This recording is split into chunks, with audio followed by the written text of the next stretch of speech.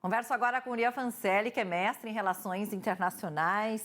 Urian, não tem como eu começar perguntando para você da participação e da análise do presidente Lula no G7, não sendo pelo não encontro com o presidente da Ucrânia, Volodymyr Zelensky. Inclusive, a Bárbara Fava, nossa editora de internacional, estava falando das repercussões negativas a respeito da posição do presidente brasileiro quanto à guerra na Ucrânia. Quais que você acha que são as consequências desse não encontro e como que pegou, hein? Boa tarde para você.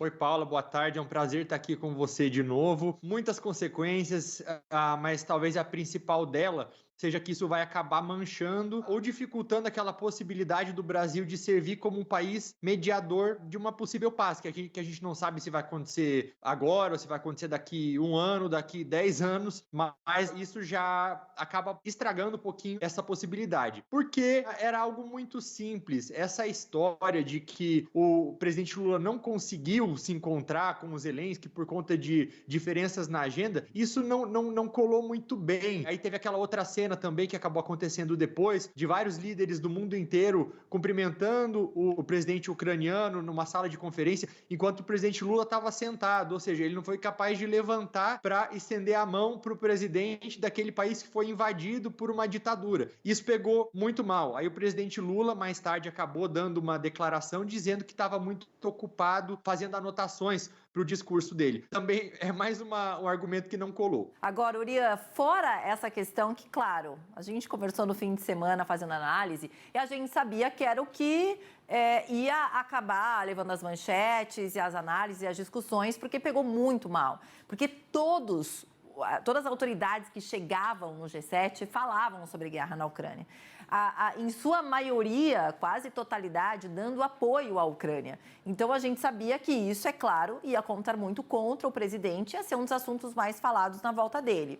Fora essa parte, não sei nem se tem como tirar de lado, mas a viagem do presidente como um todo, as relações internacionais que ele fez ali, você tira algum ponto positivo? Como é que você faz a análise dessa viagem, de mais essa viagem do presidente, dessa vez para o Japão? Eu acho que para a gente entender de maneira muito simples o que foi esse G7, é muito simples. É o clube das grandes democracias ricas que se reúnem para discutir os principais temas do momento. Muita gente falava que ia ser meio ambiente, que ia ser insegurança alimentar, mas fato é que quando foi decidido que o Zelensky iria comparecer, e antes era esperado que ele fosse que ele fizesse alguma apresentação de maneira remota, assim como ele fez em outros eventos também, no FMI, fez em diversos parlamentos nacionais também, mas quando ele apareceu lá, pegou todo mundo de surpresa, isso é fato. E acabou que todo esse encontro foi só para isso. O presidente Lula disse que não foi para lá para falar sobre a Ucrânia, que é um assunto que deveria ser discutido na ONU.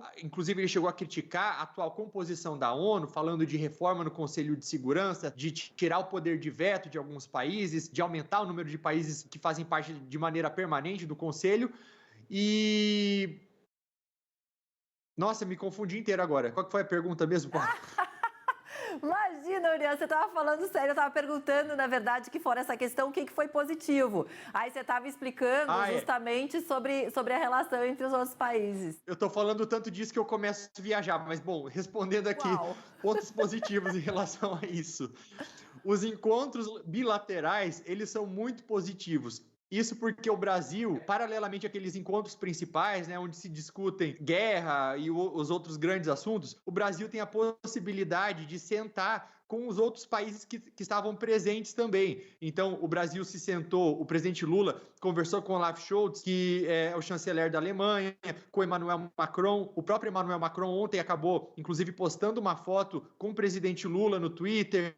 E isso tudo vai ser muito positivo para o Brasil, porque, querendo ou não, se por um lado a nossa imagem ficou um pouquinho manchada por conta das declarações do presidente que ocorreram em viagens anteriores sobre a guerra na Ucrânia, e também agora pela postura em relação ao Zelensky, o que foi visto com um pouco de má vontade. Por outro lado, esses encontros bilaterais ajudam a gente se reaproximar de alguns desses países e como eu mencionei o outro dia, é muito importante que nós estejamos assim com relações impecáveis com a Europa, porque tá aí para sair aquele acordo do Mercosul com a União Europeia, que vai ser o maior acordo de cooperação do planeta, não é só um acordo comercial, e é um acordo que pode, de fato, revolucionar a economia do Brasil. Então, o presidente Lula, ele tem que cuidar bastante com o que ele fala, não só para não deixar o Brasil com uma imagem de que apoia um autoritarismo, uma ditadura que invadiu uma democracia, mas também para que a gente não perca economicamente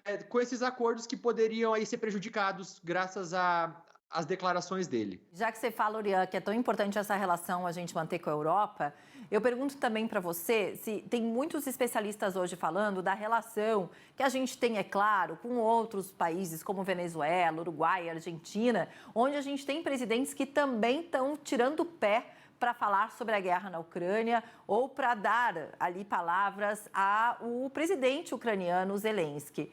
E acabam comparando essa relação que o Brasil tem. Então, ou seja, muito mais próxima com esses países do que muitas vezes com a Europa, do que muitas vezes de pensamento ou de posição com o próprio Estados Unidos. Mesmo o presidente Lula estando ao lado ali de Joe Biden em vários momentos no G7, a gente sabe que Biden, inclusive, ofereceu mais artefatos para a Ucrânia e, inclusive, treinamentos para ajudá-los nessa guerra e nessa invasão. Você tem essa leitura também? Você acha que pode ser prejudicial, ou seja, um alinhamento maior com aqueles outros países que são de esquerda, mas vejo como algo natural, já que a gente tem, neste momento, um presidente de esquerda também? Ô, Paula, eu acho que a gente não deve nem nesse momento falar entre esquerda e direita, até porque se a gente olha para alguns países da Europa, alguns estão sendo governados pela esquerda, outros pela direita, mas em sua maior parte são esquerda e direitas democráticas, não são extremistas, apesar de que o autoritarismo e o extremismo têm crescido no mundo.